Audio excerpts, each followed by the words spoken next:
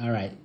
Tell us the story. Well, the story is we went to visit my aunt in a little town called Carlisle, Arkansas. And we were sitting there, my aunt and uncles and Jeanette, my wife, we were sitting around talking. And there's my cousin, her name was Dorothy. I told Jeanette, I said, you see that lady over there, Dorothy? She says, yeah. I said, she shot her husband twice in the stomach. And the reason he did that because her ex-husband, after the divorce, kept following her around, trying to find out what she was doing and who she was seeing. Well, he was spotted outside the window, so my cousin Dorothy took her .22 pistol, went outside and said, his name was George. She says, George, I told you to leave me alone. And she popped him twice in the stomach. He lived to tell about it, but nobody would do anything because it was just a family squabble and George did not get killed, so nothing was done to George. So that was the end of that story. He never bothered her again because he knew then that she had a .22 pistol and she would use it. She was trying to kill him, but he lived. And alongside in that household, I had an uncle. His name was Colin, or Colin, however you want to pronounce it. We believed, no one knew at the time, this is years ago before there was medical doctors that diagnosed such things as ADHD and what was it called, bipolar. And we think he had a bipolar problem, but he would just roam around. He would live part-time. He would live at a mission. It was a county mission there in Blytheville, Arkansas. He would live there. Then at times he would come and see my dad, and he would stay there a while, then he would just leave. He would just up and leave.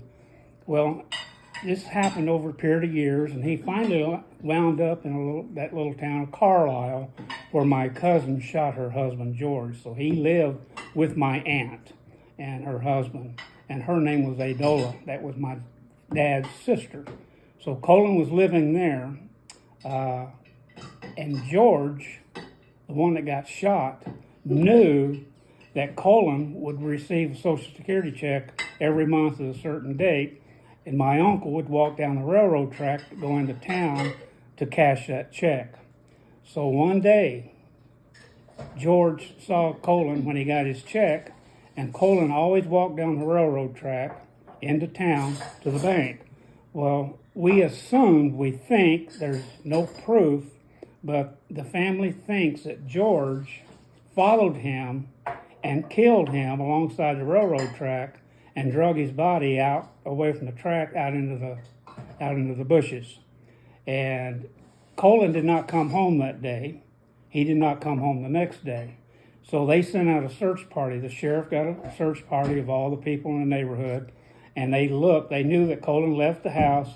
He always walked down the railroad track to the bank, and then he would walk back. So they knew on that day that's the way he went. So they followed that route from my aunt's house. They followed the railroad tracks and headed toward the bank. Well, while they had that search party, George was part of that search party. So they were walking down the railroad tracks, looking and searching, and all of a sudden George says, let's look over here. We haven't checked this area close enough. So they went down there, and George walked right to the body. He just seemed like he knew what was going on. And that's why they think that he committed the murder, because he walked right to that body. Of course, it was smelling, but still he knew where to go. They assumed that his conscience was getting to him, and he wanted that body to be found. So they found the body, buried the body, but the family did not have money to proceed with the investigation. The sheriff was just like a Barney Fife. It was all one big happy family in that little small town, and they weren't going to pursue what they could not find. There was no clues, no evidence. They didn't have DNA testing back then.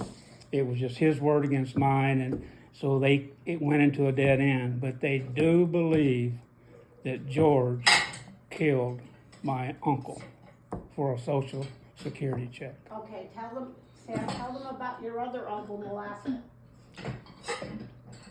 Your father's other brother. Yeah, back in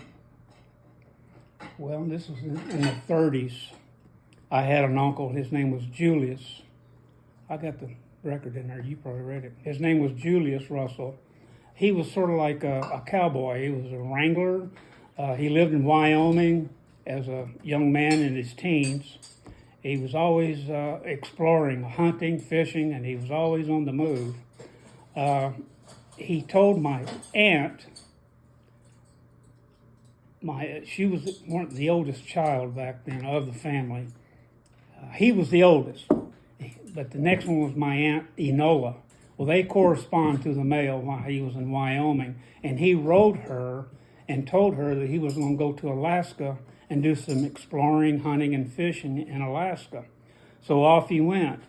Along the way, he would write letters, because they would correspond back and forth with letters. Of course, back then, the mail, it took forever to get a letter. You know, you could mail a letter in Cheyenne, and it would take 3 weeks to get to a little town in Arkansas. Anyway, they were writing back and forth, and all of a sudden his letters quit coming.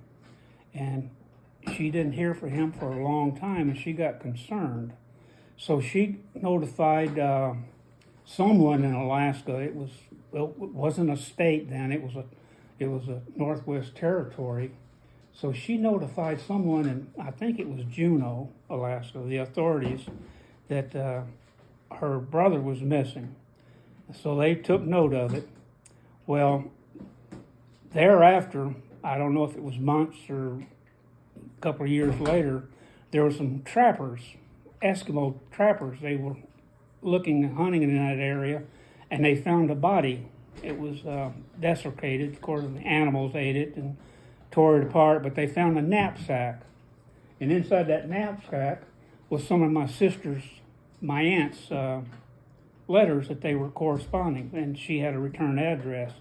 So they took that knapsack and they took it back. I think it was Juneau. They backtracked and took that to the ranger station there in Juneau, and the authorities there traced my aunt back in Arkansas through the return address, and said that they did not have DNA testing, but since the body was there and the knapsack was there, and she hadn't heard from Julius in X amount of months, they assumed, which is more than likely, it was his body.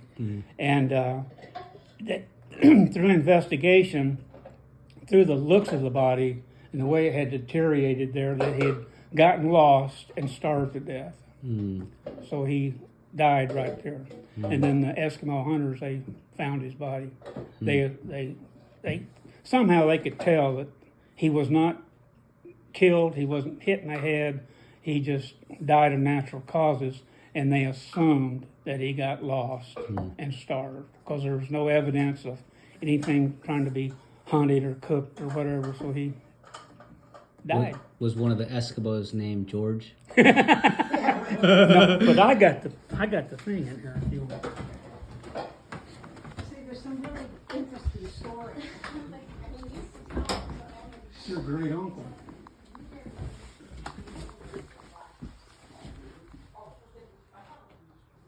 Which ones are you here? Hold on. Let me see. I'll point you. Oh, there you are. There, yeah. Let's see. Can I find you here? Look for glasses. Can't remember. Not up in here or something. I think that's me right there. Yep, that's you. Make sure you get the company number. The guide on. Oh, yeah. The cursed crew. Yeah, that's the company, and these are the petty officers. I was a second class petty. I was a third squad leader. Is this the That's Galveston? Galveston, Okay. yeah. Where was this? Oh, yeah. That's the bridge. Yeah. All right, where's this picture at? That's your great uncle, or great great uncle.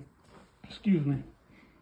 Julius Glover Russell. Wow. He was the first born, I think, or Don was. I can't remember.